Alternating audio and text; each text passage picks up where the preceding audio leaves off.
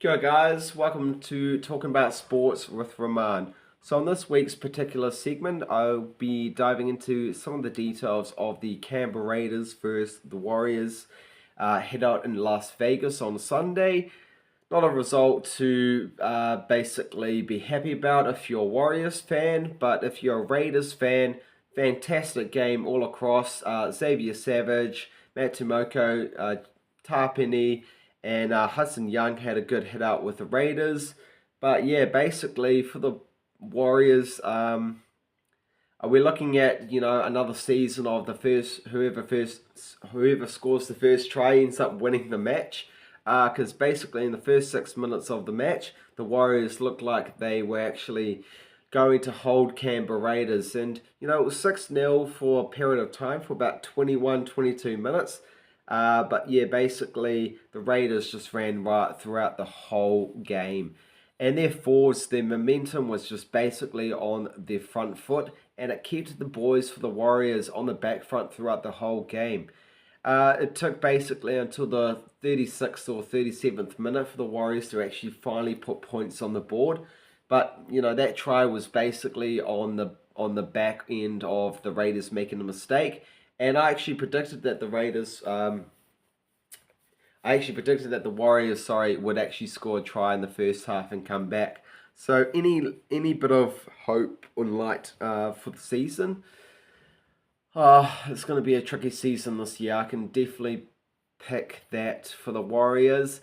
If they don't get their halves combination right between Chanel Harris-Tavita and Luke Metcalf, I mean, you're both playing number sixes in that halves conundrum. So in terms of that, do we see Te Maire Martin line up in the number 6 and Metcalf at 7, or Te Maire Martin at 7 and Metcalf at 6?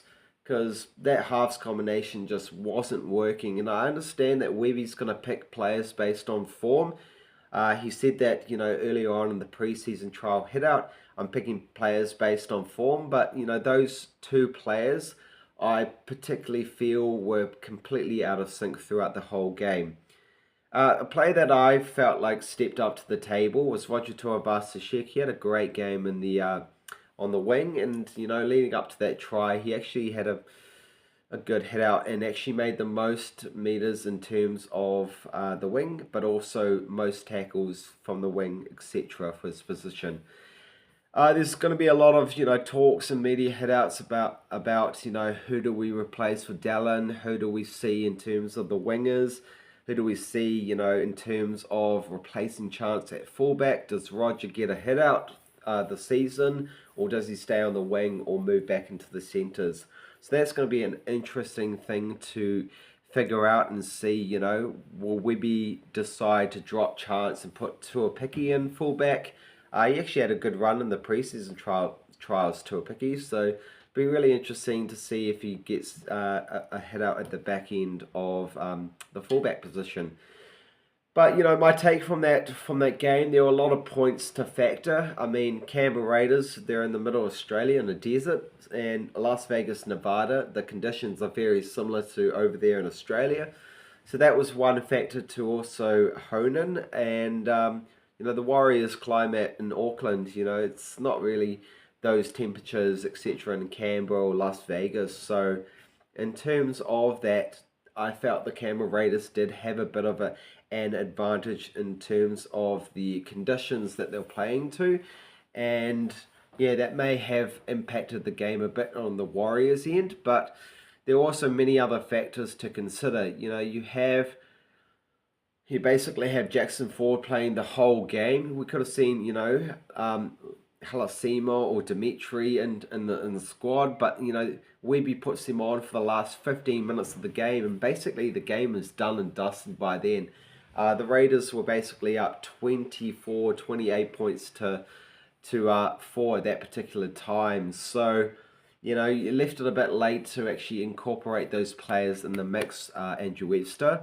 But, I'm no coach. I'm just getting the opinions of fans. And, being a fan of the Warriors for the last 14 years, are we seeing, a repeat of, whoever scores the first try wins the game? Because I saw that all of last season, and the Warriors, struggle to score that first try. But, the Raiders actually played a fantastic game all across the paddock, basically holding the Warriors to only 30 to 40 meters gain on each set that they had.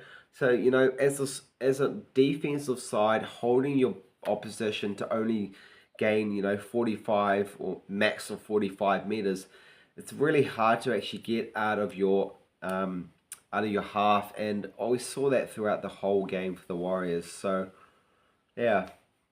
But the biggest surprising thing for me was actually seeing, the three hit ups and not really actually having any leadership or running the ball on the fourth or fifth. And that was a really big factor to hone in. I could actually see Luke Metcalf not running the line too much. I mean, what has he got to be afraid of? Run the line, set the plays. But no, I feel like very he's a very similar player to Sean Johnson in terms of that first hit out. Not really running the line. What I mean by that is that Sean Johnson at the back end of his career wasn't really tackling or running the line and mostly a kicking game. And I think, putting two halves that play a very similar position, there's not that leadership that comes up and says, hey, I'm going to take the game in my hands, etc. And I just didn't see that. And so hopefully we might see Tanner Boyd or Te Maire Martin in a different combination of the halves. But we'll see Webby, slip to the same game plan for the Manly Sea Eagles in a week's time. I don't know, we'll see. But that was one thing that I felt was a game changer, etc. Also, our left edge, our left side looks very weak at the moment. I mean, that intercept try from Savage was created on the back of a dumb pass, but it also was created on basically meters not being gained by the forwards and having to rely on the backs to set up tries. It's never going to work. Your forwards gain your momentum in a game to help create those lanes and spaces for your backs. So, yeah, but an outstanding player that I felt like actually stepped up was Wade Egan. He had a fantastic game. He actually got the most fantasy points for his team for the Warriors. So if you selected Wade Egan as a hooker for your Warriors in your fantasy league, great choice, great pick. And it'll be great to see Aaron Clark also get some more minutes and a bit of a head out this season. But yeah, if they're going to basically dish up that garbage that they did on Sunday, we're going to be in for a long season. And I mean, what happens stays in Vegas. But if they're going to be coming back home against the Roosters and Manly Sea Eagles, two massive teams that actually made the 8 last year, it's going to be a tricky situation and tricky season to actually follow the Warriors. It was good to see no injuries were actually evident in the first hit out. Obviously, we lost a few. We lost Dallin in the second. Oh, sorry, Dallin in the first hit out against Cronulla Sharks in the first 10 minutes. But no injuries across both sides were actually met in the first game. It was a bit alarming, the refs. I mean, everyone has the input on the refs in any sport, but I personally felt that 10 minutes in the bin should have been given. Two of their players have now, copped suspensions in terms of careless tackles or just playing dumb, silly tactics. But obviously, that media scrutiny of the hotel scuffle paid off, and the Canberra Raiders just came in and got the job done. I mean, it's still early to say in the season, round one, who, if the Warriors are going to be a bottom four mid-place team, but based on that game, I can definitely say we have a bloody long way to go. Oh, I almost wanted to swear there, but we have a long way to go if we are going to be dishing that crap up again. So, will the boys, be able to turn things around against the Manly Sea Eagles? With the leadership of